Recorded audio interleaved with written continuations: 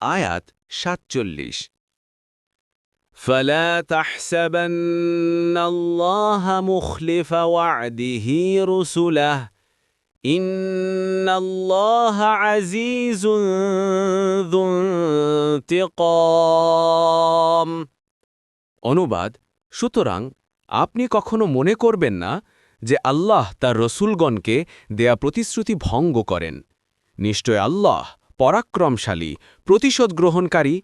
এক তাফসির ১ নং ফুটনোটের বিবরণ এরপর উম্মতকে শোনানোর জন্য রসুলুল্লাহ সাল্লাল্লাহু আলাইহি ওয়াসাল্লামকে অথবা প্রত্যেক সম্বোধনযোগ্য ব্যক্তিকে হুঁশিয়ার করে বলা হয়েছে